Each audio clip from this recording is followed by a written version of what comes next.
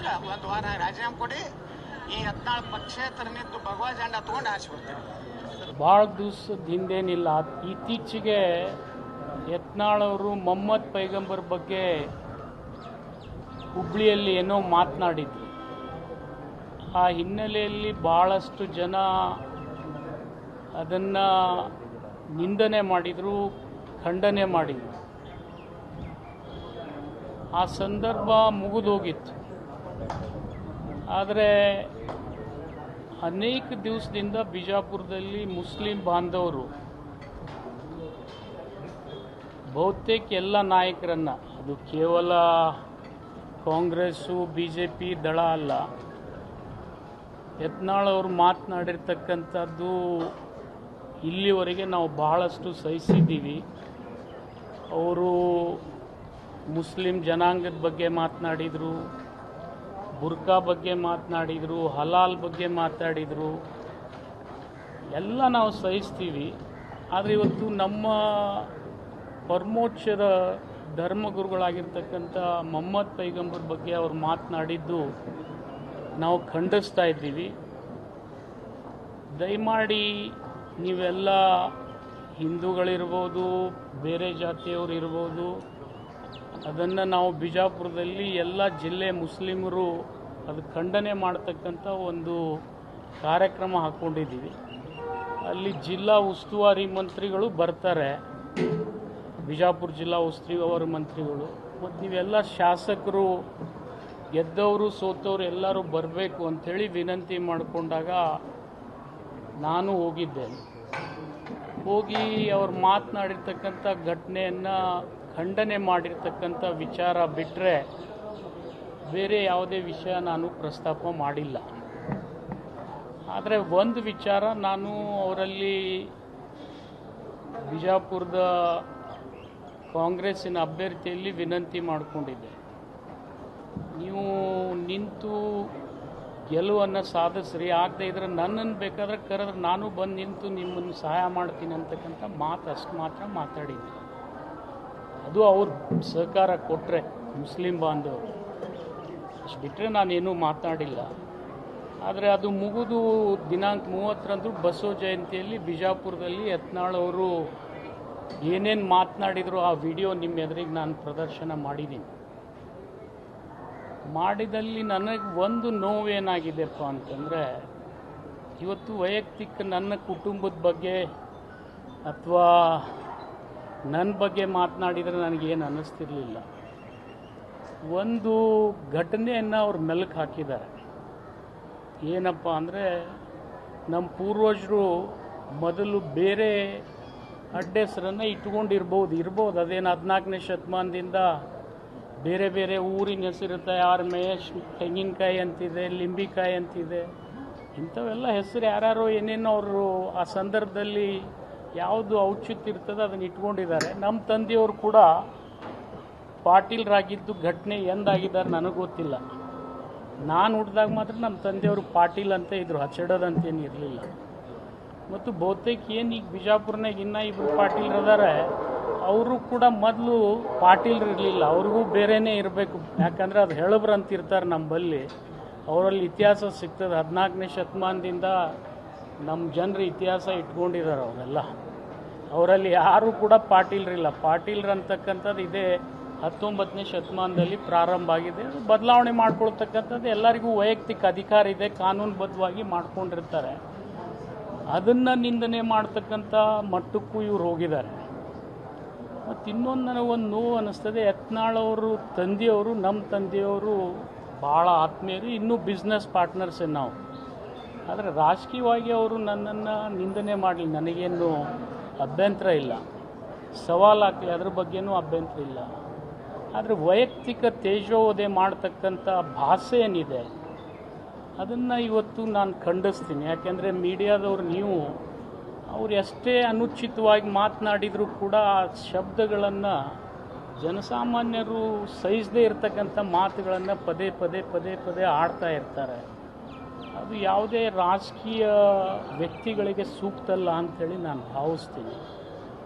ಜೊತೆಗೆ ಅವರು ಒಂದು ಸವಾಲು ಹಾಕಿದರು, ನೀವು ಸ್ಪೀಕರ್ಗೆ ರಾಜೀನಾಮೆ ಕೊಟ್ಟು ನನ್ನ ವಿರುದ್ಧ ಸ್ಪರ್ಧೆ ಮಾಡಿ ಗೆದ್ದರೆ ನಾನು ರಾಜಕೀಯ ಬಿಡ್ತೀನಿ, ಇಲ್ಲದೇ ಇದ್ದರೆ ನೀವು ರಾಜಕೀಯ ಬಿಡ್ರಿದ್ರು ಅಂಥೇಳಿ ಹೇಳಿದ್ದಾರೆ. ಆ ಹಿನ್ನೆಲೆಯಲ್ಲಿ ಇವತ್ತು ನಾನು ಬಸವನ ಬಾಗೇವಾಡಿ ಕ್ಷೇತ್ರಕ್ಕೆ ರಾಜೀನಾಮೆಯನ್ನು ಸ್ಪೀಕರ್ಗೆ ಸಲ್ಲಿಸಿದ್ದೀನಿ. ಬಟ್ಟು ಪಾಟೀಲ್ ಅಂತಕ್ಕಂಥ ಸರ್ನೇಮ್ ಬಗ್ಗೆ ನಾನು ಹುಟ್ಟಿದಾಗೆ ನಮ್ಮ ಅಪ್ಪ ಪಾಟೀಲ್ರಿದ್ರು.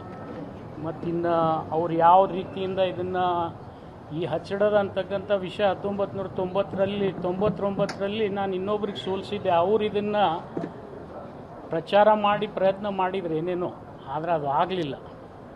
ಆದರೆ ಅವ್ರು ಇವ್ರಿಗೆ ಸಹಾಯ ಮಾಡಿರ್ಬೋದು, ಅದ್ರ ಬಗ್ಗೆ ನಾನು ಈಗ ಹೇಳಕ್ಕೆ ಹೋಗೋದಿಲ್ಲ.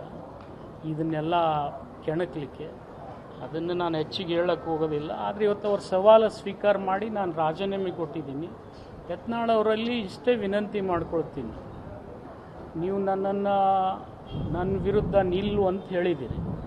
ನಾನು ಹೇಗೆ ರಾಜೀನಾಮೆ ಕೊಟ್ಟಿದ್ದೀನಿ ಹಾಗೆ ನೀವು ರಾಜೀನಾಮೆ ಕೊಡಿ ಬಿಜಾಪುರ ಕ್ಷೇತ್ರಕ್ಕೆ. ನೀವು ಅಲ್ಲಿ ಬಂದು ನಿಂದ್ರಂದರೆ ಅಲ್ಲಿ ನಿಲ್ತೀನಿ, ಅಥವಾ ನೀವು ಬಸವನ ಬಾಗೇವಾಡಿಗೆ ಬಂದು ನಿಲ್ತೀನಿ ಅಂದರೆ ಬಸವನ ಬಾಗೇವಾಡಿಗೆ ಬಂದು ನಿಲ್ಲಿಕ್ಕೆ ನಾನು ತಯಾರಿದ್ದೀನಿ. ಆ ಸವಾಲು ಸ್ವೀಕಾರ ಮಾಡಿ ಇವತ್ತು ನನಗೊಂದು ಗಡು ಹಾಕಿದ್ರು ಅವರು. ಈ ಶುಕ್ರವಾರ ಒಳಗಾಗಿ ನೀವು ಕೊಡದೇ ಇದ್ದರೆ ನೀವು ನಿಮ್ಮ ಒಪ್ಪಿಗೆ ಹುಟ್ಟಿಲ್ಲ ಅಂತಕ್ಕಂಥ ಮಾತು ಪದೇ ಪದೇ ಇದನ್ನು ವೇದಿಕೆ ಮೇಲೆ ಮಾತಾಡ್ಕೊತ ಹೋಗ್ತಿದ್ರು ಅವರು. ಅದು ಬೇಡ, ಅದು ಒಂದು ಅಂತ್ಯ ಆಗಬೇಕು. ರಾಜಕೀಯವಾಗಿ ನಾನರೇ ಬದುಕಬೇಕು, ಅವರೇ ಬದುಕಬೇಕು. ಆ ಜನ ಆ ಕ್ಷೇತ್ರದ ಬಿಜಾಪುರದವರೇ ಇರಲಿ, ಬಾಗೇವಾಡಿಯವರೇ ಇರಲಿ, ಅವ್ರು ನಿರ್ಣಯ ಮಾಡ್ತಾರೆ. ಅವ್ರ ಕೈಯಲ್ಲಿ ಮಾತು ನಾನು ಕೊಡಬೇಕಂತಕ್ಕಂಥ ದೃಷ್ಟಿಕೋನದಿಂದ ಇವತ್ತು ನಾನು ರೆಸಿಗ್ನೇಷನ್ ಕೊಟ್ಟಿದ್ದೀನಿ. ಸ್ಪೀಕರ್ ಅವ್ರಿಗೆ ವಿನಂತಿ ಮಾಡ್ಕೊಂಡಿದ್ದೀನಿ, ಅವ್ರು ಕರೆದು ಅವ್ರನ್ನೂ ಕೇಳಿ ಅವ್ರು ಏನು ರಾಜೀನಾಮೆ ಕೊಡ್ತಾರೆ ಅದಕ್ಕಿಂತಲೂ ಒಂದು ತಾಸು ಮೊದಲೇ ನಾನು ರಾಜೀನಾಮೆಯನ್ನು ಎಕ್ಸೆಪ್ಟ್ ಮಾಡಿ ಕಳಿಸಿ ಅಂತೇಳಿ ಅವರಲ್ಲಿ ವಿನಂತಿ ಮಾಡ್ಕೊಂಡಿದ್ದೀನಿ. ಅಂದರೆ ಅವ್ರು ರಾಜೀನಾಮೆ ಕೊಡೋಕ್ಕೆ ಬಂದಾಗ ನಿಮ್ಮ ರಾಜೀನಾಮೆ ಅಕ್ಸೆಪ್ಟ್ ಆಗುತ್ತೆ ಆಗಬೇಕು. ಯಾಕೆಂದರೆ ಕಾನೂನುಬದ್ಧವಾಗಿ ಅವರೇ ಹೇಳಿದ್ದಾರೆ.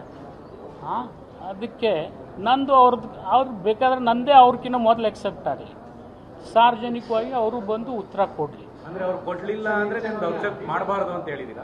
ಅದನ್ನು ನಾನು ಈಗ ಹೇಳೋದಿಲ್ಲ, ಅದು ನೀವು ನಿರ್ಣಯ ಮಾಡ್ತಾರೆ, ಅಲ್ಲಿ ಸಮಾಜ ನಿರ್ಣಯ ಮಾಡ್ತಾರೆ. ಈಗ ಅವ್ರ ಸವಾಲಂತರೂ ನಾನು ಸ್ವೀಕಾರ ಮಾಡಿದ್ದೀನಿ. ನಾನು ರೆಸಿಗ್ನೇಷನ್ ಹೋಗಿ ಸ್ಪೀಕರ್ ಕೊಟ್ಟು ಬಂದಿದ್ದೀನಿ. ಇನ್ನು ಸ್ಪೀಕರ್ ಅವ್ರನ್ನ ಕರೆದು ನೀವು ವಿಚಾರ ವಿನಿಮಯ ಮಾಡಿದ ಮೇಲೆ ಏನಾಗುತ್ತೆ ಆಗುತ್ತೆ. ಅಲ್ಲ ಸರ್, ಏನಾದರೂ ನಿಮ್ಮ ಮುಖ್ಯಮಂತ್ರಿ ಜೊತೆ ಏನಾದರೂ ಮಾತುಕತೆ? ನಾನು ನನಗೆ ಮುಖ್ಯಮಂತ್ರಿಗಳು ಇದಕ್ಕೆ ಸಂಬಂಧ ಇಲ್ಲ, ಪಕ್ಷನೂ ಸಂಬಂಧ ಇಲ್ಲ, ನೇರವಾಗಿ ನನ್ನ ವೈಯಕ್ತಿಕ ನಿರ್ಣಯ. ಅಲ್ಲ ಸರ್, ಏನಂದ್ರೆ ಶಾಸಕರಾಗಿದ್ರೆ ಈ ರೀತಿ ಮಾಡ್ಬೋದು, ಬಟ್ ನೀವು ಕ್ಯಾಬಿನೆಟ್ ನನಗೆ ನೋಡಿ ಸಚಿವ ಸ್ಥಾನಕ್ಕೂ ಕೂಡ ನನಗೆ ನೋವಿಲ್ಲ. ನಾನು ಶಾಸಕ ಸ್ಥಾನ ಬಿಟ್ಟ ಮ್ಯಾಗ ಸಚಿವ ಸ್ಥಾನ ನ್ಯಾಚುರಲಿ ಬಿಡಲೇಬೇಕಲ್ಲ, ಅದೇನು ದೊಡ್ಡಾಗೋದಿಲ್ಲ, ಅಷ್ಟೇ ಅಲ್ವಾ. ಇದು ಆಗಿರ್ತಕ್ಕಂಥ ಘಟನೆ ಬಿಜಾಪುರ ಜಿಲ್ಲೆಯಲ್ಲಿ ಬಹಳಷ್ಟು ಮುಸಲ್ಮಾನ್ ಬಾಂಧವರು ಇವರು ಮಾತನಾಡ್ತಕ್ಕಂಥ ವಿಚಾರದಲ್ಲಿ ನೋವು ಮಾಡ್ಕೊಂಡಿದ್ದರಿಂದ ಈ ಪ್ರತಿಭಟನೆ ಅವ್ರು ಮಾಡಿದ್ದಾರೆ. ಅದರಲ್ಲಿ ಜಿಲ್ಲಾ ಉಸ್ತುವಾರಿ ಸಚಿವರು ಅವ್ರು ಬರಬೇಕಾಗಿತ್ತು, ಬರಲಿಲ್ಲ. ಆದರೆ ನಾವು ಹೋಗಿದ್ವಿ, ಅದು ನಮ್ಮನ್ನು ಟಾರ್ಗೆಟ್ ಮಾಡಿ ಅವ್ರು ಮಾತನಾಡಿದ್ದಾರೆ, ಅದಕ್ಕೆ ನಾನು ಉತ್ತರ ಕೊಡಬೇಕು. ನಿಮ್ಮ ಪಕ್ಷದ ಕೈ ಜೋಡಿಸೋರ ಅಂತ ಯತ್ನಾಳ್ ಜೊತೆ ಪದೇ ಪದೇ ಜಿಲ್ಲೆ ಅದು ಅವ್ರ ವಿವೇಚನೆಗೆ ಬಿಟ್ಟು ಬಿಡಬೇಕಲ್ಲ, ಅದನ್ನು ನಾನೇ ಹಂಗೆ ಹೇಳಿ. ಅವ್ರು ಬರ್ತಾರಂತೆ ಮುಸಲ್ಮಾನ್ ಬಾಂಧವ್ರು ಹೇಳಿದರು, ಅವ್ರು ಬರಲಿಲ್ಲ. ಅದಕ್ಕೆ ಅವ್ರು ಬಹುತೇಕ ಯತ್ನಾಳ್ ಅವ್ರು ನನ್ನ ಟಾರ್ಗೆಟ್ ಮಾಡಿರ್ಬೋದು. ನನ್ನ ಜೊತೆ ಇಂಗ್ಲೀಷ್ ಶಾಸಕರನ್ನು ಟಾರ್ಗೆಟ್ ಮಾಡಿದ್ದಾರೆ, ಬೇರೆ ಶಾಸಕರನ್ನು ಟಾರ್ಗೆಟ್ ಮಾಡಿದ್ದಾರೆ. ನೋಡೋಣ ಅದು ಮುಂದಿನ. ಅಂದರೆ ಯತ್ನಾಳ್ ಅವರು ರಾಜೀನಾಮೆ ಕೊಡಲಿಲ್ಲ, ಅವ್ರು ಮಾತ್ರ ನಿಲ್ಲಿಸಲಿ ಅಂತ ನಿಮ್ಮದು? ಇಲ್ಲ, ಅವ್ರು ಫೇಸ್ ಮಾಡಲಿ. ರಾಜೀನಾಮೆ ಕೊಟ್ಟು ಬಿಜಾಪುರಕ್ಕೆ ಬಂದರೆ ಬಿಜಾಪುರ ನಿಲ್ತೀನಿ, ಅವರು ಬಾಗೇವಾಡಿಗೆ ಬಂದಿಲ್ಲ ಅಂದರೆ ಬಾಗೇವಾಡಿಗೆ ನಿಲ್ತೀನಿ. ಓಕೆ, ಇದಕ್ಕೆಲ್ಲ ಅಂತ್ಯ ಆಡಬೇಕು ಅನ್ನೋ ಕಾರಣಕ್ಕೆ ನೀವು ನಿರ್ಧಾರ ಮಾಡಿ. ಒಂದು ವೇಳೆ ಅವ್ರು ರಾಜೀನಾಮೆ ಕೊಡೋಕೆ ಬರಲಿಲ್ಲ ಅಂದರೆ ಇಬ್ಬರದು ಕೂಡ ರಾಜೀನಾಮೆ ಅಂಗೀಕಾರ ಆಗೋದಿಲ್ಲ, ಅದನ್ನು ಆಗೋದೇ ಇಲ್ಲಲ್ಲ. ಯಾರಾದರೂ ಒಬ್ರು ಸವಾಲು ಸ್ವೀಕಾರ ಮಾಡಬೇಕಲ್ಲ. ಅವ್ರು ನನಗೆ ಸವಾಲು ಹಾಕಿದ್ರು, ನಾನು ಸ್ವೀಕಾರ ನಾನು ಗಡುವು ಹಾಕಲ್ಲ. ನಾನು ಡೆಡ್ಲೈನ್ ಕೊಡೋದೇ ಇಲ್ಲ. ಅವ್ರು ಬಿಟ್ಟಿದ್ದು ವಿವೇಚನೆಗೆ, ಜನ ನಿರ್ಧಾರ ಮಾಡ್ತಾರೆ. ಒಂದು ವೇಳೆ ಅವ್ರು ಕೊಡೋಕೆ ಬಂದಾಗ ನಿಮ್ದು ಅಂಗೀಕಾರ ಆಗುತ್ತೆ. ಹೌದು, 100% ಬೇರೆ ಏನೂ ಇಲ್ಲ ಇದರಲ್ಲಿ. ಈ ಹೇಳಿಕೆಗೆ ಇದು ಪದೇ ಪದೇ ನಡೀತಾನೆ ಇತ್ತು. ನಿಮಗೆಲ್ಲ ಒಂದು ಸ್ವಲ್ಪ ಜ್ಞಾಪಕಕ್ಕಿರಲಿ, ನಾನು 3 ಪಕ್ಷದಿಂದ ಗೆದ್ದಿದ್ದೀನಿ. ದಳದಿಂದ ಗೆದ್ದಿದ್ದೀನಿ, ಕಾಂಗ್ರೆಸ್ನಿಂದ ಗೆದ್ದಿದ್ದೀನಿ, ಒಂದು ಸಾರ್ತಿ BJPಯಿಂದ ಗೆದ್ದಿದ್ದೀನಿ. ಅವ್ರನ್ನ MP ಮಾಡಿದ್ದೀನಿ. ಅವ್ರು ಮೊದಲು ಒಮ್ಮೆ MP ಸೋತಿದ್ರು, ನಾನೇ BJPಗೆ ಹೋಗಿ ಅವ್ರನ್ನ MP ಮಾಡಿದ್ದೀನಿ. ನನಗೆ ಪಕ್ಷಕ್ಕಿಂತಲೂ ವ್ಯಕ್ತಿತ್ವ ಭಾಳ ದೊಡ್ಡದಿದೆ, ಅದು ಉಳಿಸ್ಕೊಳ್ಳೋ ಸಲುವಾಗಿ ನಾನು ಮಾಡಿದ್ದೀನಿ ಅಷ್ಟೇ. ಇದೆಲ್ಲದಕ್ಕೂ ಅಂತ್ಯ ಆಡಬೇಕು ಅಂತ ಸರ್ ಪದೇ ಪದೇ ಈ ಥರ ಆಗ್ತಾ ಇದೆ ಹೇಳಿಕೆಗಳಿಗೆ. ನಾನು ಹೋಗಿ ತರುವುದೇ ಇಲ್ಲ. ಅವಶ್ಯಕತೆ ಇಲ್ಲ ನನಗೆ. ಇದು ನನ್ನ ವೈಯಕ್ತಿಕ ನಿರ್ಧಾರ, ಅವ್ರಿಗೆ ಹಾಕಬೇಕು. ಅಲ್ಲ, ನೀವು ಒಬ್ಬ ಸಚಿವರಲ್ಲ ಸರ್. ಅದನ್ನ ನೋಡೋಣ ಆಮೇಲೆ.